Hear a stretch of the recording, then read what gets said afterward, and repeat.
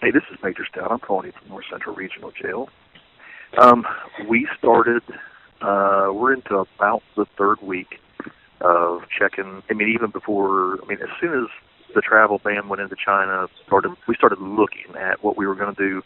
Shortly after that, we put this in place for all staff, whether they're uniform or contract workers, anything like that. Before they get into the secure part of the facility, we've had to do a COVID screening tool, which basically, it's a series of questions. Where have you been? Who have you been in contact with? Do you have any of these symptoms? And then we've had to submit to a temperature test. And it's every shift, every day, regardless of how somebody's feeling or whatever. They cannot get into the building without doing that.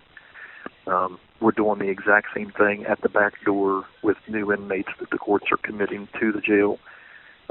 They're held in the back sally port. They can't get into the hallway or the rest of the jail until medical goes and screens them and the officer that is with them in the back. Anybody that is coughing or showing any kind of symptoms at all, they are putting a mask on the inmate before they bring him on into the facility. They are actually housed in booking temporarily until they get 2 good solid temperatures off of them that they know are correct and a few hours apart.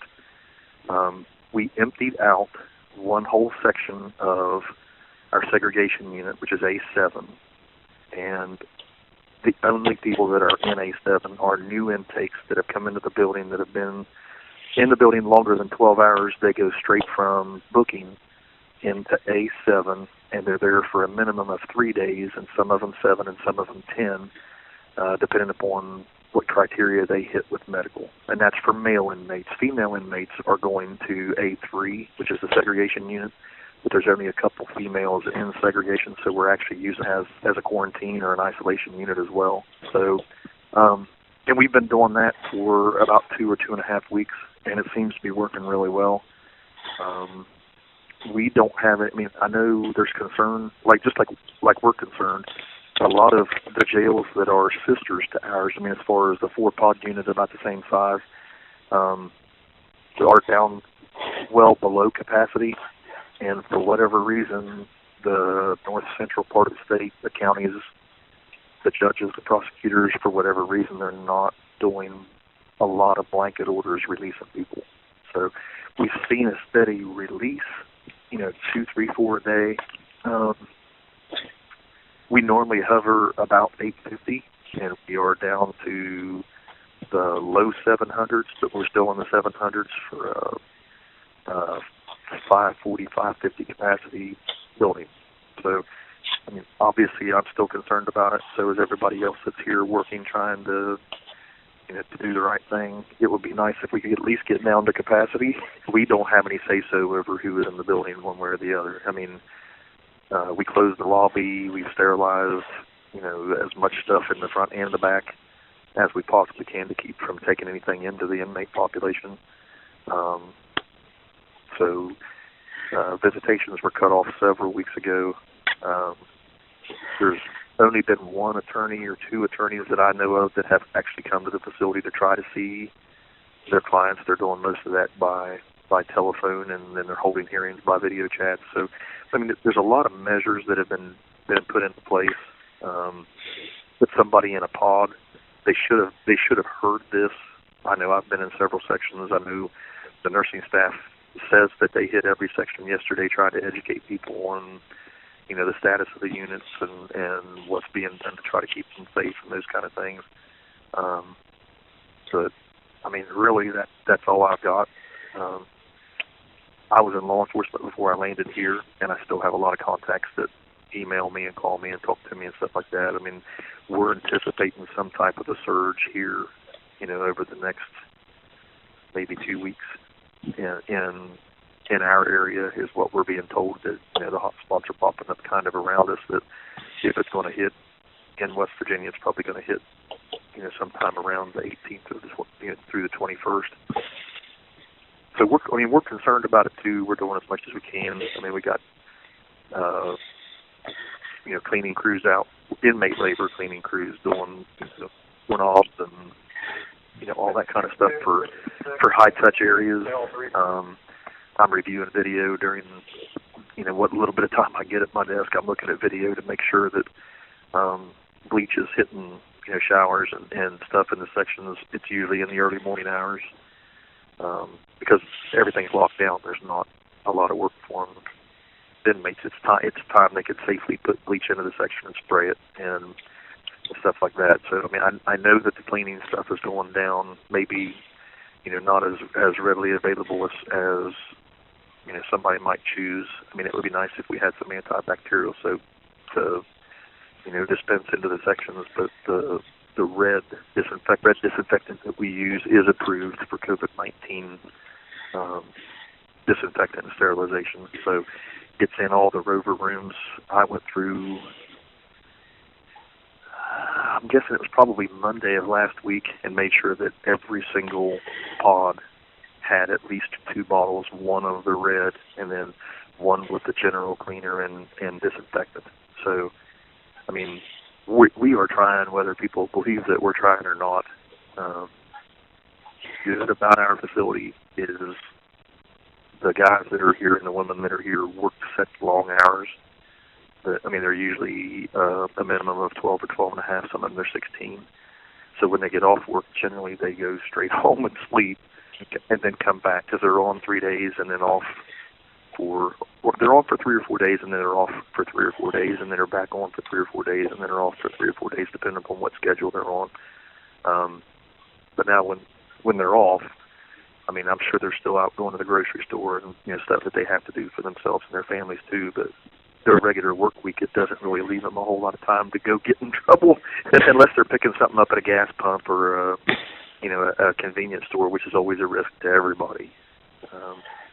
But we can deal with the truth. I'd rather just tell you what I know and tell you what we're doing. And is it foolproof? No. Is there still a possibility that something could make it into the jail? Yes. I got your message. I know we are not screening every inmate that comes in. We don't have the testing devices to do that.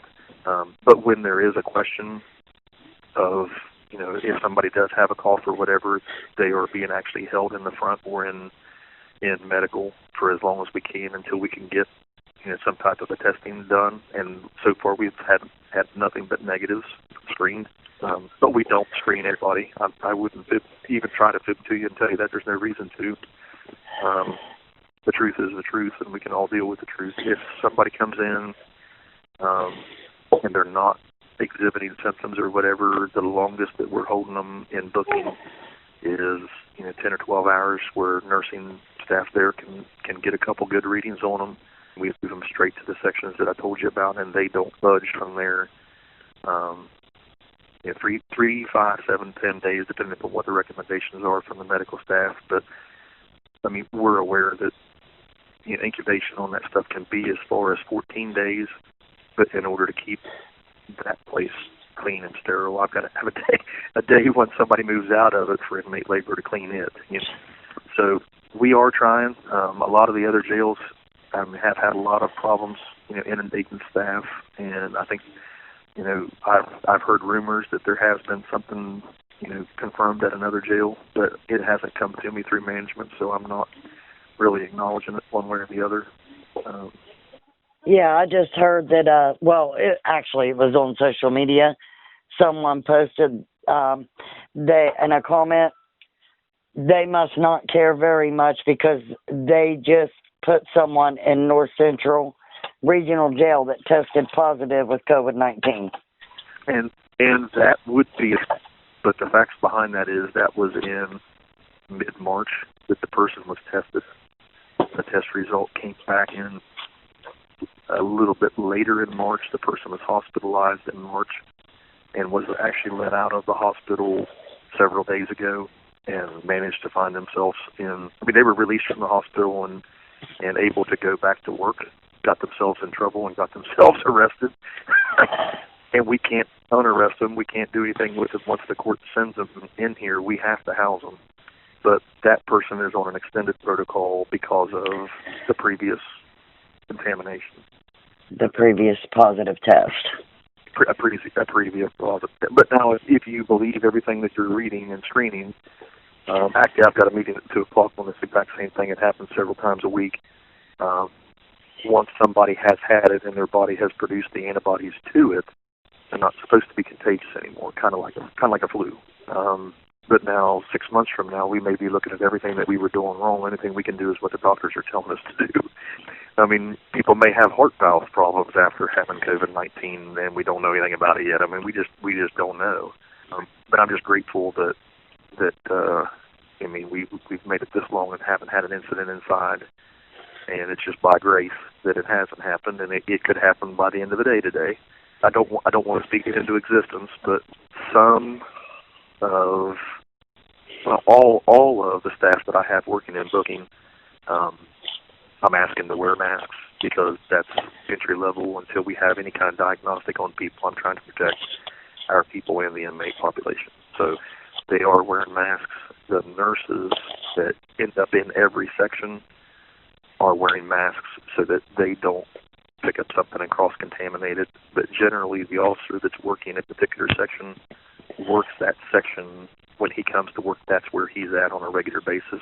So inmates are generally familiar with the officer. The officer is generally familiar with the inmate. It's the same face. It's the same disposition or the same anger and spit and vinegar, but it's the same people. So where that officer may come out of that section and drop off something at the shift commander's office, when he's done, he goes back to that same section. So generally he's not dealing with a lot of other people in other sections of the jail. That way we're trying not to cross-contaminate. We're trying not to pull anybody out of one section and jam them into another section and raise, that heightened awareness stuff there. But we're trying to make sure whenever we do put somebody into a section, they know that they didn't just come in off the street, because that would be in my mind. So, you know what I mean? So, well, and I actually, where I was in law enforcement before, I've been in contact with the transporting agencies for just about every county that services our jail or the service in return. And most of them have slowed down a good bit as far as who they're putting in. They're being a little bit more selective of who they're actually incarcerating. I can't say that for all counties. Some of them are just business as usual, and it doesn't matter what a probation violation is. They're incarcerating them, and it doesn't matter, whether it's a serious misdemeanor or a non-serious misdemeanor. They put X amount of bond, and if they can't post it, they stick them in. And I don't think those counties are looking at the risks that they're putting, all the facilities in, especially this one when they're incarcerating somebody. But our job is to hold them if they send them, and that's what we're stuck with. Is there any truth to the possibility that they are letting some of them out, like nonviolent felons or so on and so forth? Yeah, I have not seen a mass release of anything in our state, but I can tell you the numbers, like Southern Regional is normally an overcapacity jail, and they're 100 and some people below their normal between their design capacity, so they're down around 350. A lot of the jails are below capacity, and that's just circuit judges and prosecutors and magistrates letting people out to try to outrun this thing or survive it on their own instead of being, housed someplace where you can't social distance from anybody. Our fleet is grounded. It basically stopped delivering inmates mostly week before last. I think we had a couple runs that we made early last week, and other than that, we're not moving inmates out of the facility around to holding centers or anything like that. We've stopped all the movement between jails so we don't cross-contaminate anybody. Nothing would make me happier at 725 inmates. I can really only house 540-some. A jail that is under their capacity, nothing would make me happier than to send them 150 inmates and try to get down close to my normal operating size. But if something happens between here and there, and somebody picks up, the officer stops for gas and picks up, a virus off of a gas pump and gets back to the van and came in 16 inmates in that one, and then they put them all in holding, and 32 more get contaminated, and then they go into a different pod. It wouldn't take long. Why we are making the choice not to move anybody? We can't Okay, I can control who comes in the front door by closing the lobby. Control who comes in the back door. The court is ordering these people to come in here, and I have to take them. We'll make it as sanitary as possible. What we can choose to do is hunker down and try to outlast it here and not create more risks for the inmates by moving them jail to jail, because I can't, I mean, I would say we get about a C, or, I mean, if I'm being honest, I'd say we get about a C for cleanliness here. The kitchen is really, really good on some days, and it's average on other, and I've seen it below average. So, I mean, I'd say we average about a C on general cleanliness and stuff like that here. So, I mean, when you're starting out average, you're going to have to count on a little bit of luck. And I think there's people that want to do a good job. It's just, you know, with so many people in the building, only X amount of officers. I'm not making excuses, but there's only X amount of time to accomplish stuff in a shift that they're here, and then they turn over to the next shift. And if we were at capacity, stuff would be a lot better. I mean, it'd be better for everybody. It's longer to feed more people. It takes longer to clean up after more people. It takes longer to do laundry for more people. I mean, it just takes longer. So you have noticed, though, that you have dropped a few, like 100 and something? We normally operate at about 850, and we are operating right now in the low 700s. We're averaging in that 715, 720 range. Well, and like I said, there is a possibility. I mean, if the next 2 or 3 weeks are supposed to be the bad ones for our state, and people know it. I mean, I know government knows it because we're sharing the same information back and forth, and I think you're starting to see some of it on TV. Maybe they will release some of them, but now I started talking to you about the fleets. We grounded those, but we are doing so much court in the building every day. We had one machine. We broke another one out of storage. Had 2 machines going so that they can still have, you know, bond reduction hearings. Parole services are still doing parole hearings and stuff like that. We've actually managed to get another system on loaner, and it's up and running. You have the abilities for 3 counties or 3 different agencies to be holding court at the same time here. So, I mean, if somebody's still saying there's a chance that they had a release date or something like that, the release is going to come just like it always did. If somebody's looking for, you know, bond reduction hearing or something like that, they still have the mechanism in place to do that on a day every day between 8 and 4, 8 and 4:30, depending upon when the counties are calling and scheduling. Parole was using our facilities, and I mean, we had parole hearings this morning. So, I mean, there's a lot of stuff that's still getting done. They're just getting done a different way.